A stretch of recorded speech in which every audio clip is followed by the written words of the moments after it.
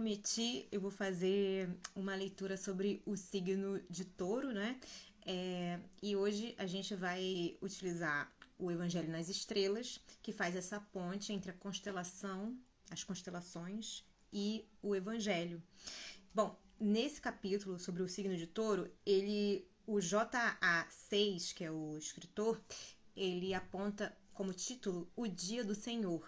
E tem uma frase que ele tira do Salmo 92, né, versículo 10, que é: meu chifre será exaltado como o chifre de um unicórnio. Bom, muitos dos escritores judeus e o judeu Targum atribuem a autoria deste salmo a Adão, o primeiro homem. O ritual judaico o nomeou como salmo especial para o dia de sábado. Celebra, em primeiro lugar, as glórias e bênçãos da criação. Em seguida, antecipa um período de grande apostasia, iniquidade e prosperidade para os inimigos de Jeová. Mas, além disso, contempla a rápida e invencível derrubada e destruição dos trabalhadores da iniquidade, seguida por um glorioso sábado de eterna justiça e paz. E em conexão com a violenta dispersão e perecimento dos inimigos do Senhor, enfatiza particularmente uma exaltação especial e peculiar do domínio, será como o chifre de um unicórnio. O unicórnio ou rem. Há muito se questiona o que o animal que significa, né, por rem, tão frequentemente referido nas antigas escrituras e que os tradutores geralmente chamam de unicórnio. Mas pesquisas e descobertas modernas serviram para esclarecer o assunto de uma maneira inteiramente satisfatória. O rem não é uma criatura com um chifre, como o rinoceronte, como tem geralmente, as pessoas têm suposto, né? Mas um animal puro do tipo boi, embora selvagem, indomável, feroz e terrível.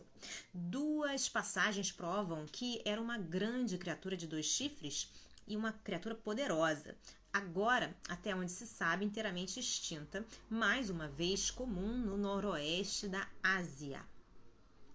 A Síria e Europa Central. Restos dela foram descobertos nos últimos anos ao norte da Palestina, e César, no relato de suas guerras, descreve-a como sendo caçada na floresta de Ernícia nos seus dias. Né? Era conhecido como boi primitivo ou o touro selvagem, totalmente diferente do bisão ou grande antílope, às vezes confundido com isso. Era um animal formidável, pouco menos do que o elefante em tamanho, mas em natureza, cor e forma, um verdadeiro boi. Sua força e velocidade eram muito grandes e era tão feroz que não poupou homem ou animal quando avistava-os. Era totalmente intratável e não podia ser habituado pelo homem, por mais jovem que fosse, cuidado, não é? Se ele fosse cuidado em cativeiro. Este fato é estabelecido no livro de Jó, né, onde é dito: o rem estará disposto a servir-te ou obedece ao teu berço. Você pode amarrar o rem com sua faixa no sulco, ou ele arará os vales atrás de ti. Você confiará nele porque sua força é grande, ou deixarás seu trabalho para ele? Queres acreditar que ele trará para casa a tua semente e recolherá no teu celeiro? Bom, este animal se distinguia particularmente por seus chifres grandes, alargados, afiados e irresistíveis, aos quais os chifres de bois comuns não deviam ser comparados. Daí César diz: quando um caçador consegue matar um, as armadilhas são o principal meio de captura. Ele fez disso uma exibição pública dos chifres como troféus de seu sucesso e foi a admiração e louvor de todos os que viram. José, no Deuterônimo, em sua superioridade de poder, é comparado ao rem de cujos filhos Efraim e Manassés eram os 2 grandes chifres que deveriam empurrar o povo até o fim da terra. E a este boi primevo, poderoso, indomável e invencível, o Messias se compara em conexão com o grande julgamento sobre o mundo ímpio. Pois então seu chifre será exaltado como o chifre de um rem. Na direção da sua igreja, ele é o Cordeiro, mas para o mundo não santificado, ele finalmente se torna o terrível Ram. Mas o que é muito maravilhoso é a imagem que o Messias se apropria tão exultantemente no texto, é precisamente a imagem que é apresentada no signo do zodíaco, que agora vem antes de nós, o signo de Touro, o primeiro do quaternário final do círculo celestial.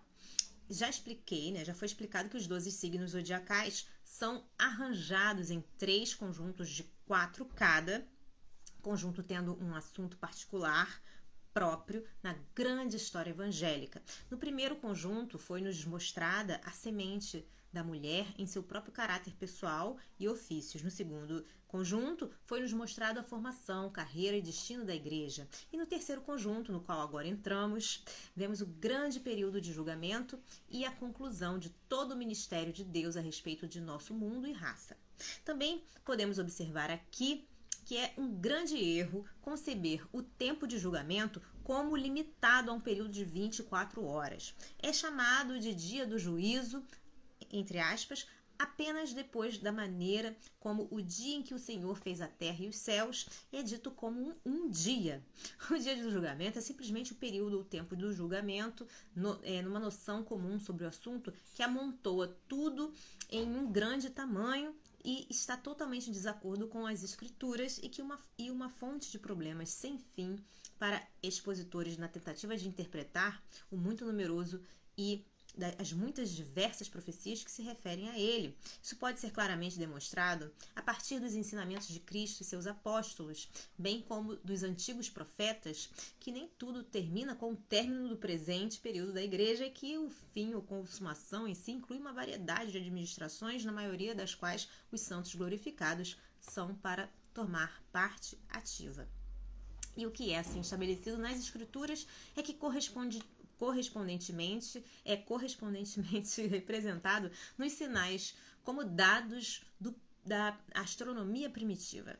4 dos signos zodiacais estabeleceram a carreira da igreja até o momento da sua transferência para a glória, quando, sob o grande poder do Cordeiro, a acorrentada exposta Andrômeda é transformada na entronizada Cassiopeia. Mas, além disso, ainda temos 4 sinais adicionais antes que tudo esteja finalmente concluído.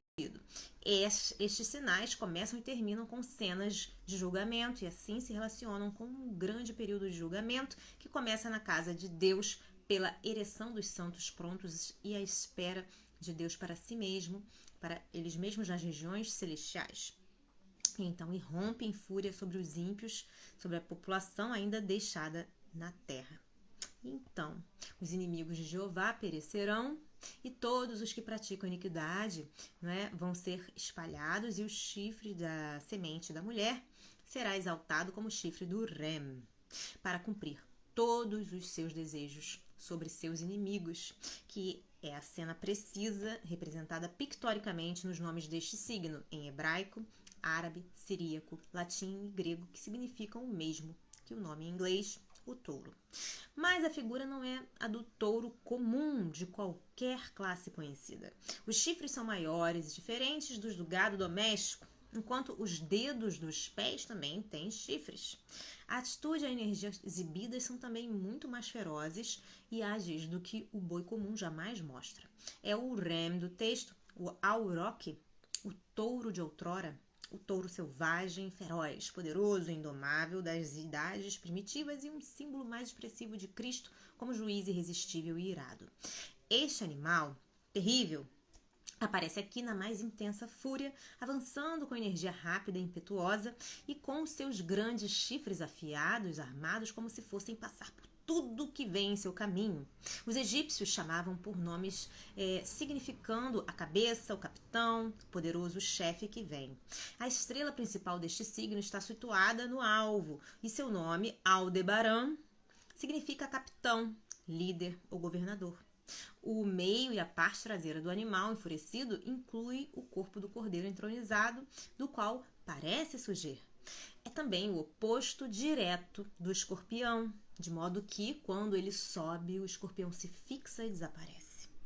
E aí nos mitos, a gente vê na mitologia, esse touro sempre foi considerado branco como a neve, a cor da retidão e do julgamento real.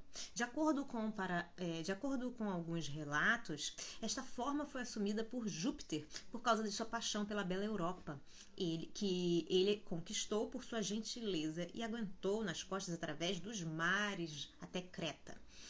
O deus do mar exigiu que ela fosse oferecida em sacrifício, mas por causa de sua beleza, o rei a preservou. Depois disso, ele ficou louco e trabalhou muito no caos e destruição entre os cretenses, e não podiam ser capturados nem domados, exceto por Hércules. Ele não podia ser capturado, né? Essa história interpretava notavelmente com referência a Cristo e sua igreja e a raiva com a qual ele deve visitar o mundo ímpio depois que a igreja do primogênito fica em segurança no céu.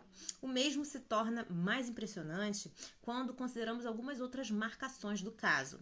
Entre as primeiras nações, havia uma ideia difundida conectando este touro com o dilúvio e as Pleiades, as 7 estrelas, as pombas, o peculiar aglomerado de estrelas de doces influências com a Arca de Noé e aqueles salvos por ela naquele grande julgamento. As 7 estrelas, que as escrituras também conectam com a igreja, né? Isso está em Apocalipse, são nas costas deste touro, né? Vão nas costas do touro, no alto de seu grande ombro.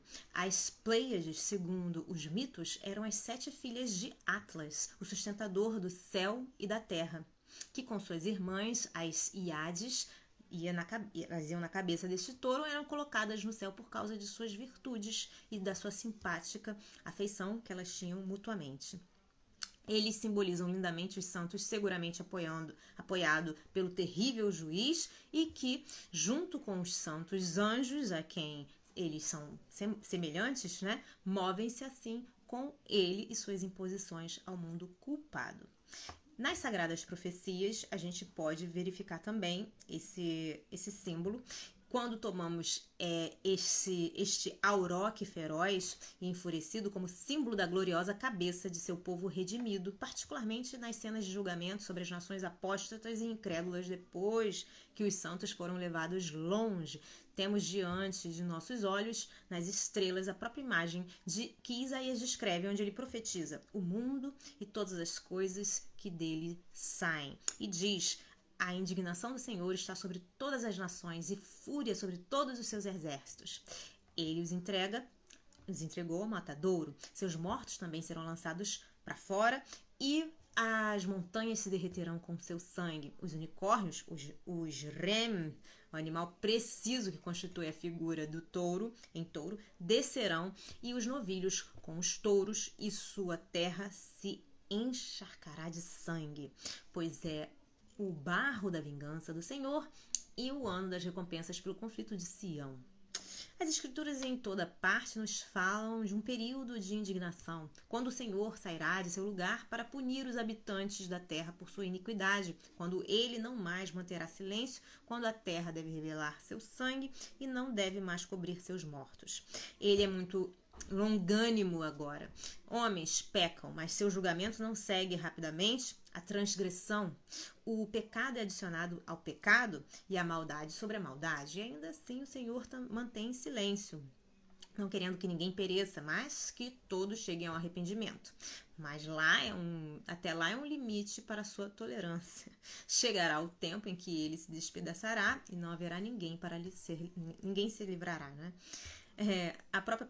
Sua própria palavra é: eis que o dia do Senhor vem, cruel, tanto com cólera como com grande cólera, para conquistar a terra desolada e para destruir os pecadores dela e jogá-los fora da terra. Eu vou punir o mundo por sua maldade e os ímpios por sua iniquidade. Farei cessar a arrogância dos soberbos e abaterei a soberba dos terríveis. A terra será removida de seu lugar na ira do Senhor dos Exércitos e no dia de sua ira feroz.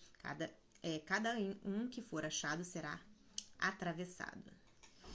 Isso está em Isaías. Bom, estas são as combinações terríveis. E para que não pensemos que eles se referem apenas ao passado, o Novo Testamento repete isso. Quando eles nos dizem: o Senhor Jesus será revelado do céu com seus anjos poderosos em chamas de fogo, levando vingança contra os que não conhecem a Deus e os que não obedecem ao Evangelho. Isso está em Tessalonicenses. E como os reis da terra e os grandes homens, os homens ricos e os capitães-chefes, os homens poderosos e todos os servos e todo homem livre se esconderá nas cavernas e nas rochas das montanhas, chamando as montanhas e rochas. Caia sobre nós e esconda-nos da face daquele que está sentado no trono e da ira do Cordeiro, pois o grande dia de sua ira é chegado. E quem poderá subsistir? Está em Apocalipse. Ai dos ímpios, o incrédulo e o impenitente, quando esse dia chegar, pois o chifre do Messias será então como o chifre do auroques enfurecido, e não haverá como escapar de sua fúria. Muito impressionante também. Nós podemos encontrar o mesmo significado, ainda mais adicional, na constelação do primeiro decanato desse animal animado. Mas para isso a gente vai fazer um próximo vídeo. Eu espero que vocês estejam gostando dessa leitura tanto quanto eu. Desejo a vocês um dia maravilhoso. Deus abençoe e até a próxima. Tchau, tchau.